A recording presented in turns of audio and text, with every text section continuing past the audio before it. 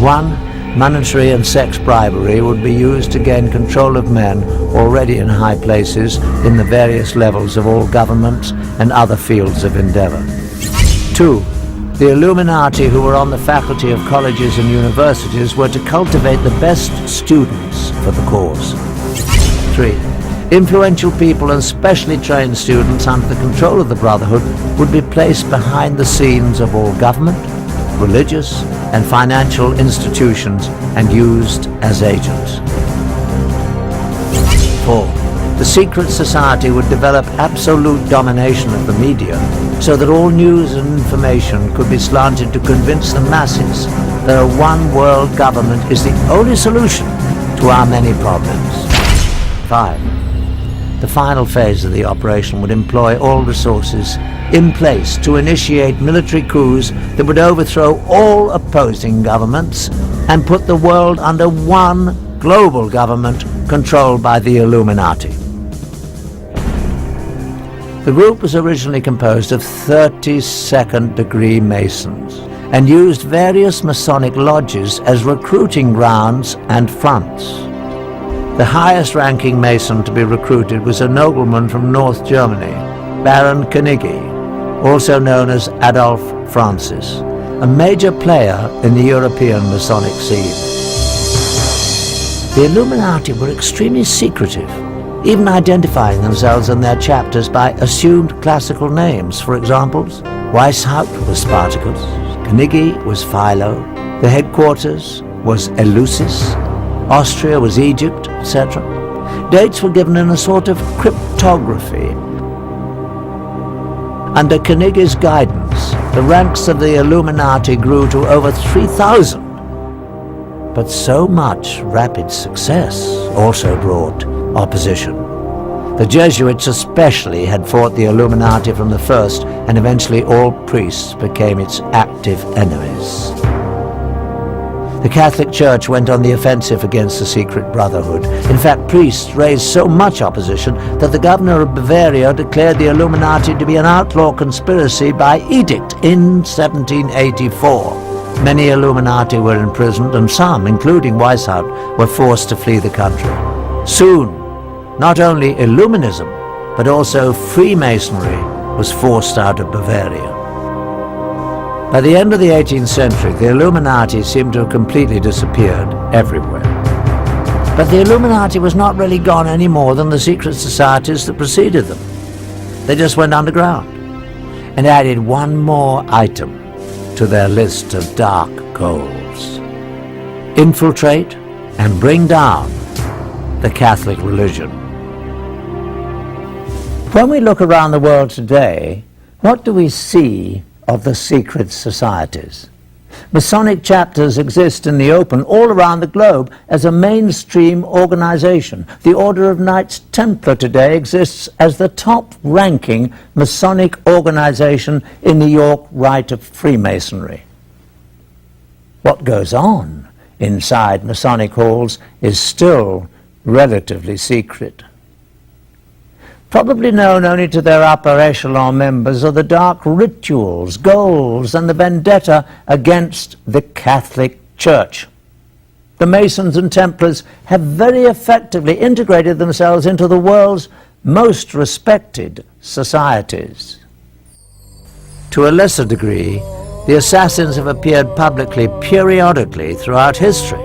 In the early 1800s, they were visible in India as they came under the direction of the Aga Khan, who they believed possessed divine powers.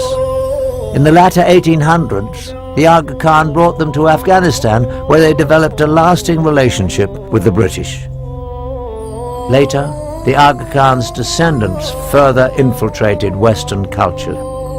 One prominent example was when Prince Ali Aga Khan, grandson of Aga Khan II, married American actress Rita Hayworth. Are the assassins, as a secret murderous order, now a thing of the past? The bloodshed occurring today at the hands of Islamic extremists would say the assassins are alive and well. The Priory of Zion also continues to this day. In fact, it has been reported that a number of illustrious figures in history have served as the Priory's Grand Masters, and there is corroborating evidence. In 1975, a discovery was made in a Parisian library. Parchments were found called Le Dossier Le Carré. These documents indeed reveal that some of the secret members were Leonardo da Vinci, Victor Hugo, and Sir Isaac Newton. The Priory has been credited by some with the creation of the European Union. Former President of France, François Mitterrand, was believed to be a member of the Priory, and many other powerful people. As for the Merovingian bloodline the Scions were pledged to protect, it continues on. Through incestuous intermarriage, most of the royal families of Europe can claim Merovingian descent. And it is said that from these royal families have come all 44 of the United States presidents. These connections around the world through the Priory of Zion provided the Illuminati with the means to influence politics and power around the globe. But what about the most secret society of them all? Adam Weishaupt's Illuminati, the brotherhood that vowed to bring all the other secret societies together to control the world. Is it still actively pursuing its diabolical plan of world domination?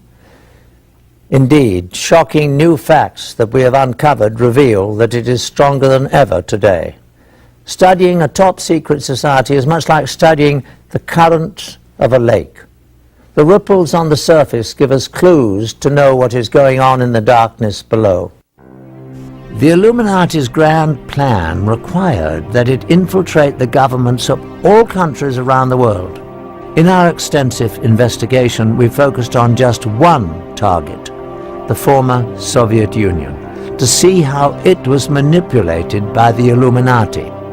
An effective way to gain control of a government would be to penetrate its intelligence structures. Newly released information from the files of the KGB provides some unprecedented insight. Now that the Cold War is over, some highly classified information is being smuggled out of carefully guarded vaults in what used to be the Soviet Union. With the change to a market economy here, many items never before available to Russians are finding their way to the black market. They say that everything is for sale in the new Russia, including state secrets and the spies who kept them. After the collapse of the Soviet Union came the dissolving of the KGB. The new government formed its own new security and intelligence agencies, employing many of the old KGB personnel, but leaving many without jobs. Even those with employment were often not paid as promised. We found that many former KGB employees were eager to give first-hand accounts of their classified activities within the